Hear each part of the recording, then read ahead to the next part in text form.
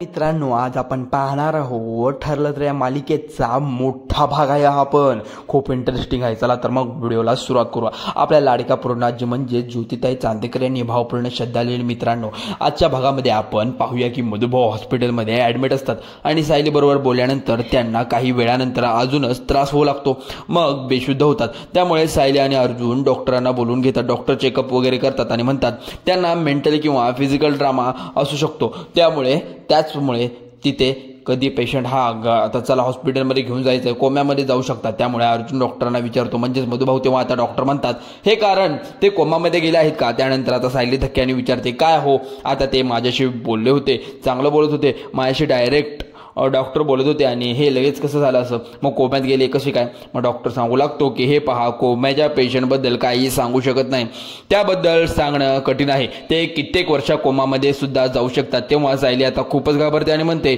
नाही नाही, असं नाही होऊ शकत, कारण मला त्यांनी स्वतः बोलवलं, मग मी आले, मी माझ्याशी एवढं चांगलं बोलत होते की डॉक्टर बघा ना काय झालं, मधुभाऊंनी ते उठतील, तुम्ही प्रयत्न करा ना, असं सायली रडत डॉक्टरांना सांगू लागते। सायली खूप रडत असताना डॉक्टर म्हणतात की अगोदर बाहेर घेऊन जा। मग सायली म्हणते नाही नाही, मी नाही बाहेर जाणार, मधुभाऊंना सोडून अजिबात नाही जाणार, असा ती हट्टच करून लागते।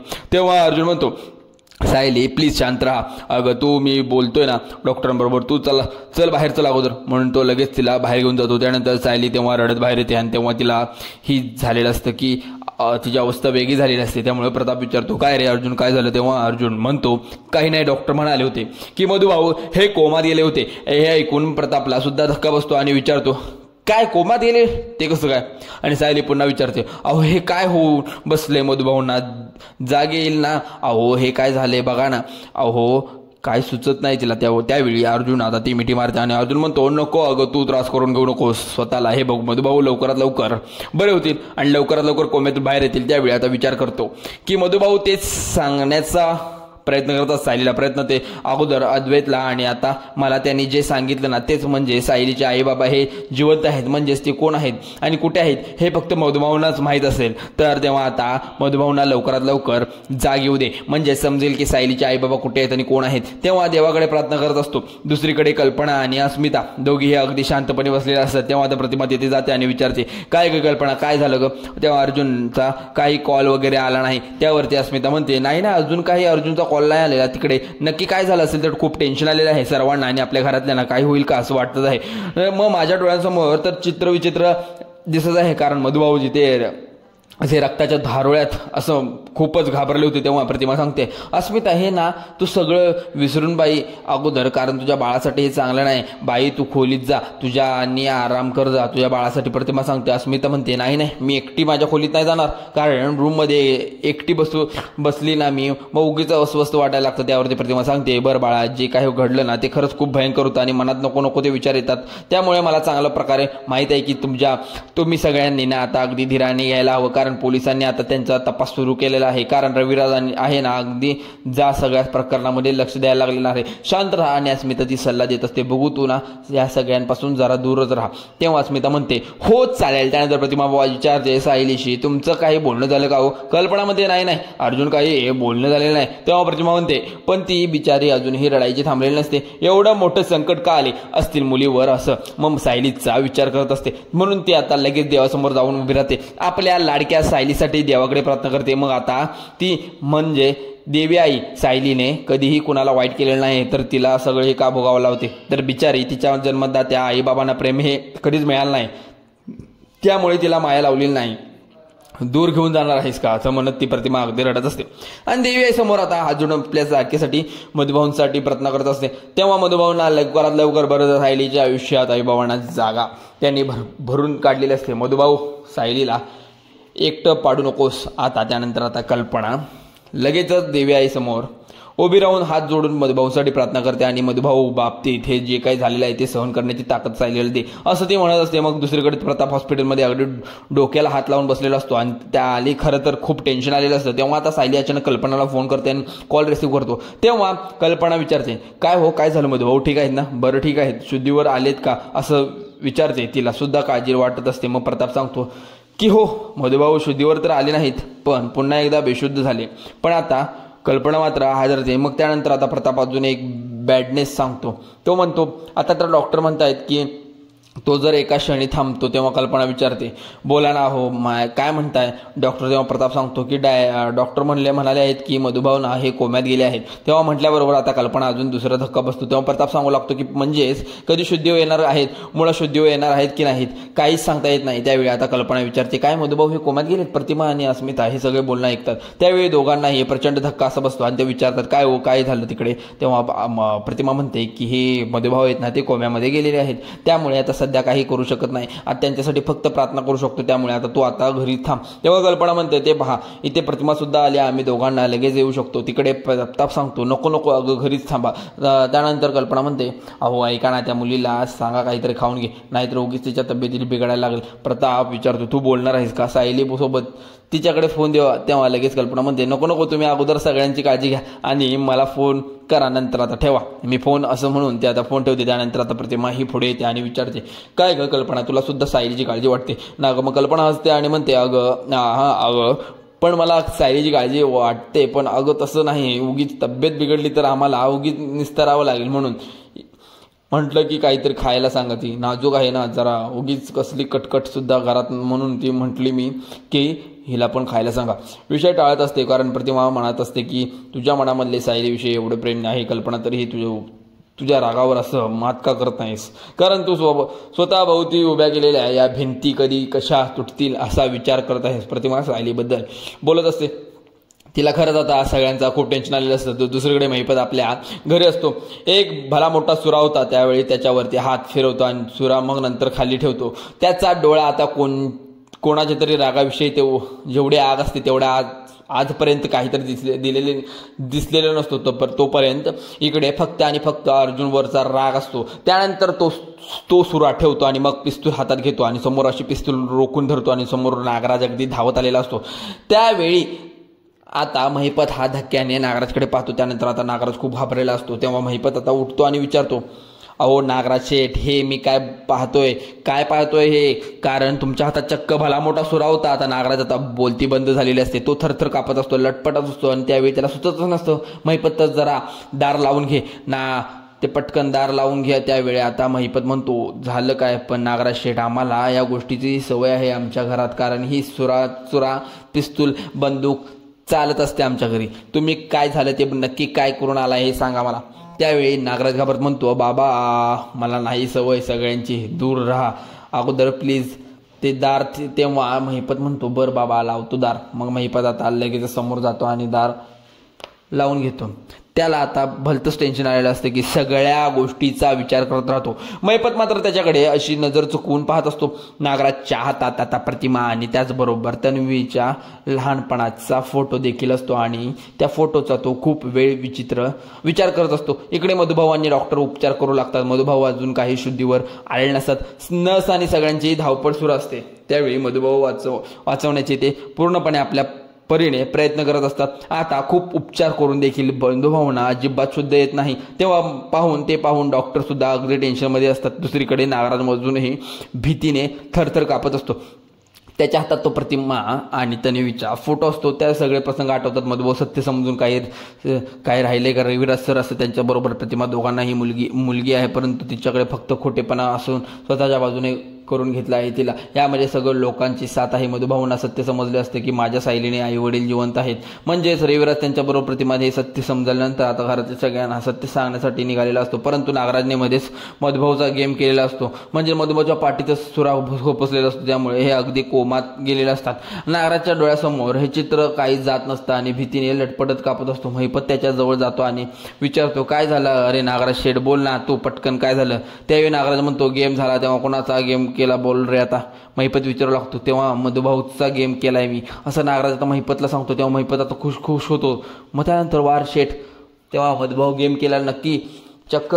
आता तुला सांगतो आज मला तू माझा मित्र असल्याचा खूप अभिमान आहे असं वाटत आहे, अगदी गर्व सुद्धा वाटत आहे. जमत नाही ना मग तुला ओवाळायला हवं. तेव्हा नागराज रागात उठतो आणि म्हणतो काय रे कौतुक वाटते का तुला माझं, काय रे महिपत तुला महिपत आता मग अभिमान वाटतो. अरे पण मी हे पहिल्यांदा केलं आयुष्यात, असं तुला असं वगैरे मला नाही सवय याची. तर असं म्हणत काम कधी तुझ्यासाठी हे सोपं असेल पण माझ्यासाठी नाही एवढं सोपं. नागराज म्हणतो खरंच अजूनही तो खूप घाबरलेला असतो. अरे 100 मर्डर बघितले असतील, पण एकमेव पुरावा मी मर्डर केलाय मधुभाऊचा त्याचा. अरे सांग ना बाबा, काय करू मी आता, मला माहित नाही काय करू मी. अरे काय सांग, याची विल्हेवाट नाही लावली तर अगदी अडकेले मी यात. पण महिपत प्लीज अशा आता महिपतकडे अक्षरशः स्वतःची जीवाची भीक मागू लागतो. त्यानंतर आता इकडे सूर्या इकडे मग महिपत नाही त्याच्या माणसाला बोलवलेलं असतं, तेव्हा महिपत म्हणतो चिरकुड गोष्ट आहे ही, एवढं सोपं काम असताना तुला कळत नाही. त्यानंतर सूर्या म्हणतो महिपत माणूस इथे येतो आणि आल्यानंतर महिपत त्याला सांगतो की हे सुरा घे आणि याच्या एवढ्या ॲसिड टाक अगोदर, मग आता तो पुरावा नष्ट करण्यासाठी म्हणून लगेच तो सूर्या हा तो भला मोठा चाकू घेऊन तिथून जातो. तर आता अजून नागराज हा घाबरलेला असतो, तर थरथर कापत असल्यामुळे लटपटत असताना त्याला काही सुचत नसतं, पण हात धुवून आलेला असतो व्यवस्थित असं म्हणून आतमध्ये जातो आणि त्याने महिपत भलताच खुश असतो आणि लगेचच आनंदगड असं आवडीचं गुणगुणत असतो. साक्षीला कॉल करतो आणि म्हणतो साक्षी तुझ्यासाठी ना एक खूप मोठी खुशखबर आहे. त्यामुळे आता ज्याच्यामुळे जेलमध्ये गेली ना तो मधुकर पाटीलचा खपला साक्षीला, तो आता गुड न्यूज देतो. खरं तर माझ्या हातनंच खपणार होता तो, परंतु नागराज शेटने कसा बसा खपवला. शेवटी तू पुढे बघत राहता लेकरा, त्या माणसामुळे तू जेलमध्ये गेली होतीस ना. प्रत्येक फोटो वर चंदनाचा हात चढणार म्हणजे चढणार आणि सुद्धा अगदी 100%. त्यामुळे साक्षी जेलमध्ये याविषयी आग महिपतच्या डोळ्यामध्ये पात्र दिसून असे. दुसरीकडे आता अश्विन प्रियाला भेटायला जात असतो. प्रिया साडेसुद्धा अजूनही ती, मग आता तो म्हणतो तन्वी, तेव्हा आता ती म्हणत असते अश्विन तू आला सालास. ती त्याचे हातामध्ये घेते आणि आता म्हणते की तू आलास ना अश्विन, मला एवढे छान वाटतं, तुला कसं सांगू रे. अरे खरंच यासाठी ना माझ्याकडे शब्दच नाहीत रे अश्विन, मला ना जेलच्या 4 भिंतीमध्ये अक्षरशः खायला उठतात रे अश्विन, कर ना काहीतरी तू. तेव्हा केलेल्या गुन्ह्याची शिक्षा मी अजून किती दिवस बघू. तेव्हा अश्विन म्हणतो बघ मी तुला इथून सोडवण्याचे ना सगळे काही प्रयत्न सुद्धा करतोय, पण प्रिया त्याच्या हात झिडकारते आणि म्हणते उपयोग तरी काय नाही आहे. मधुभाऊ असं झालं एक नुकता गोंधळ होऊन बसलाय, वैतागून प्रिया आता म्हणते. तेव्हा आता तो आता धक्क्याने तिच्याकडे पाहतो, तर प्रिया सुद्धा आता म्हणते काय पाहतोस तू. दुसरीकडे डॉक्टर स्वतः आता मधुभाऊवर उपचार करून त्यांच्यावर व्यवस्थित लक्ष ठेवत असतात. नंतर नर्सला सांगतात आपल्या इथल्या न्यूरोलॉजिस्ट बोलवून एकदा चेक करून घ्यायला पाहिजे, काहीतरी पुढची ट्रीटमेंट अशी सुरू करायला पाहिजे. त्यावरती आता डिस्कस चालू असतं.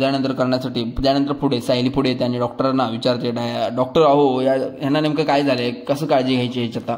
तेव्हा शुद्धीत कधी येतील असे सगळे प्रश्न विचारत असते.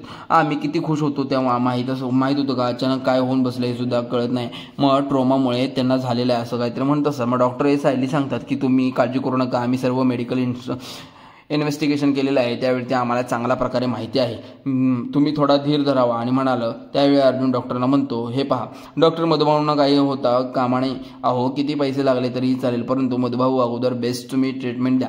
तेव्हा डॉक्टर म्हणतात नका काळजी करू, अहो कोमाचे खूप प्रकार असतात, आताच परिस्थितीवरून पेशंटच्या आम्हाला वाटत आहे पेशंट हा लवकरच बरा होईल. त्यानंतर गुड न्यूज डॉक्टरांनी दिल्यानंतर इकडे सायली अर्जुनला खूप आनंद होतो आणि त्यांसमोर प्रताप देखील. तेव्हा आता सायली म्हणते अहो डॉक्टर म्हणतात ना काळजी करू नका. त्यानंतर डॉक्टर हे तिथून जातात आणि सायली आईला साकडं घालते आणि बाबांना माझ्यापासून असं हिरावून घेऊ नकोस म्हणत ती पुन्हा एकदा आता रडत असते. प्रतापला तिचं दुःख पाहत नाही. तेव्हा आता विचारतो सायली अगं त्या थोड्या वेळासाठी घरी जातेस का बाळा. मग आता सायली म्हणते नाही बाबा मी नाही घरी जाणार, एकटी राहणार. त्यावरती प्रताप म्हणतो बाळ पण तुला आरामाची खूप गरज आहे. त्या सायली म्हणते नको बाबा मला काही जायचं नाही तिकडे. लगेच प्रताप आता म्हणतो काय मग अशीच कुसुम सुद्धा हट्ट करत होतीस तेव्हा तिला कोणाकडे थांबायला सांगितलं मुलाकडे, आता तू तेच करतेस ना. मग आता सायली म्हणते मी जरा विसरलेली, हा बाबा तुम्ही कुसुमताईला कॉल करायला हवा, कारण सुद्धा काळजी करत असेल. तो फोन देताना जरा तिला सायली विचारते. तेव्हा अर्जुन आता तिच्याकडे पाहत म्हणतो सायली म्हणते अहो हा फोन अर्जुन त्यांचा आहे. मधुभाऊकडे पाहत राहतो. प्रताप सुद्धा आता सायली पाठोपाठ बाहेर जातो आणि मग त्यानंतर अर्जुन विचार करत असतो मधुभाऊ शुद्धीवर येत आहेत का. दोघांना वाटत असतं त्यापेक्षा खूप म्हणजे खूपच इम्पॉर्टंट आहे. काय सायलीच्या आईबाबाबद्दल मला सगळं समजल्याशिवाय मी त्यांना काही सांगू शकत नाही, कारण अर्धवट माहिती घेण्यामध्ये खरंच काही पॉईंट नाही. सायलीलाच त्याचा त्रास होईल म्हणजेच, पण तिच्या आईबाबांना फक्त मला मधुभाऊंना सांगू शकतात, कारण सायलीचे आई वडील अर्जुनच्या मनात प्रश्न येतो आणि ते कुठे असतील असंही त्याला वाटत असतं तर दुसरीकडे अश्विन आश्चर्याने विचारतो, काय ग तन्वी, पण तुला कसं समजलं मधुभाऊबद्दल? त्यावेळी आता प्रिया म्हणते, अश्विन तुला काय वाटतं बाहेरच्या बातम्या पोहोचलेल्या नाहीत? अश्विन विचारतो. म्हणजे प्रिया आता इकडे तिकडे पाहते. प्रिया हळूच सांगते, इथला एक माणूस आहे, महिपतला विकत घेतला आहे त्याने, मार्फत सर्व न्यूज कळत असतात. महिपतने साक्षीला जेलमध्ये एक फोन सुद्धा दिलाय, त्यामुळे फोनवर तिला सगळं काय अपडेट मिळत असतात. तेव्हा अश्विन तर घाबरतो आणि विचारतो, काय मग आता प्रिया? म्हणजे अरे मग आता प्रिया म्हणते, अश्विन प्लीज कंप्लेंट वगैरे करू नको सांग, कारण उगीच साक्षी मला जेलमध्ये मग त्रास देते, त्यामुळे आता माहीत नाही, तिला खूप डेंजर आहे मुलगी ती, म्हणून आता ती रिक्वेस्ट करत असते. तेव्हा चाललेला असतो तो अश्विन. मग मधुभाऊंवर हल्ला सुद्धा महिपतने त्या माणसामार्फत करावाला असेल. तुला असं वाईट लोकांमध्ये फसली आहेस ना? त्याने की विचारू नकोस, तू का बोललीस त्या साक्षीच्या बाजूने कोर्टामध्ये? तरी असं त्या अश्विन विचारतो. मग आता ती म्हणते, कारण मी घाबरले होते, अरे मला धीर द्यायला, तेव्हा तू नुकताच ना कोर्टामध्ये. तेव्हा अश्विन म्हणतो, आता हे नाही, मी अगदी कायम तुझ्या शेवटपर्यंत सोबत राहीन. प्रिया आता म्हणते, अश्विन मला ना मधुभाऊ खूप म्हणजे खूप काळजी वाटत आहे. अरे बघ ना, त्यांच्यासोबत खूप काय घडलेलं आहे, खूपच चुकीचं वागले आहेत ना. जर त्यांना काही झालं ना, मी स्वतःला कसं माफ करून घेऊ शकणार? प्लीज मला त्यांना एकदा बघायचं, एकदा ना मला बघायचं, इच्छा व्यक्त करते. तेव्हा ती आता म्हणते, बघ ना, मला तू इथून घेऊन जा ना, मला एकदाच त्याने बघायला. काही परोल वगैरे आहे का त्यावर तू मधून इथून घेऊन जा, बघितल्यानंतर शिवाय त्यांना चैन नाही पडणार, असं म्हणत ती रिक्वेस्ट करत असते. तेव्हा आता म्हणतो, काळजी करू नको मधुभाऊ, काय होणार नाही. तेव्हा प्रिया मुद्दाम देवाकडे साकडं घालून लागते, प्रार्थना करत असते की देवा माझ्या मधुभाऊंना काय होत नकोस. दुसरीकडे सायली आणि अर्जुन म्हणत असतो, असं वाटतं मधुभाऊंना की जे काही घडलंय ते फक्त आणि फक्त एक वाईट स्वप्न असावं. मला जाग याव्याने कळालं की मधुभाऊ जर आपल्या घरात आहेत म्हणून बागेत झाडांपाणी बसलेले आहेत. तेव्हा मुलाने अभ्यास नाही केला तर ओरडत आहेत, असं काकांना डायलिसिस घेऊन जाण्यासुद्धा तयारी करत असतात. तेव्हा कुसुमताईंना म्हणतात की कुसुम, मग आता तुझ्या हातचा चिवडा बरेच दिवस झाला खाल्ला नाही, तर चिवडा करतेस का? असं सांगून फोनवर तिच्याशी काही करमत नाही. तेव्हा अर्जुन सायलीला धीर देत असतो आणि म्हणत असतो, तुझ्या मनासारखं सगळं काही, तू टेन्शन घेऊ नको, सगळं काही नीट होईल. त्यानंतर आता तिला शांत करतो आणि शांत केल्यानंतर अर्जुनही रडत असतो. डॉक्टर मधुभाऊंना उपचार करू लागतात. त्यानंतर मधुभाऊ रिपोर्ट आता आलेला असतो. तेव्हा आता अर्जुन विचारतो, काय झालं, काही सुधारणा आहे का पेशंटच्या तब्येतीमध्ये? तेव्हा आता डॉक्टर सांगतात, हे पेशंटच्या तब्येतीमध्ये काही जर चांगली सुधारणा झाली, म्हणजेच काही जे ट्रीटमेंट देतोय ना त्याला अगदी व्यवस्थित असं रिस्पॉन्स करताय असं वाटतंय. लवकरात लवकर ते कोम्यातून बाहेर येऊ शकतात. सर्वजण खूपच खुश होतात. त्यानंतर आता मित्रांनो, पुढील भागामध्ये असं काय सांगितलेलं आहे की मुलींचे खूप तर त्यामध्ये इथे बघा मित्रांनो, पुढे भागामध्ये महिपतने किती नीच माणूस आहे, त्याच्या मुलीने खून केला आहे म्हणून तिला काही शिक्षा झालेली आहे. मग हे सगळं समजून घेता अगदी सुडाला पेटलाय हा. आता पोलिसांना त्याचं कर्तव्य करू द्यात, पण आता मी माझं कर्तव्य करतोय. त्यानंतर सायली अर्जुन दोघेही महिपतच्या घरी जातात आणि सायली रागात म्हणते, तुझ्यामुळे माझे मधुभाऊ कोम्यात गेले आहेत. मधुभाऊ अरे नव्याने त्याच्या आयुष्यातील सुरुवात करणार होते, पण तो त्याचं आयुष्य त्यांच्यापासून हिरावून घेतलं. सरे आणखी किती जणांचे तळतळात घेणार आहेस तू?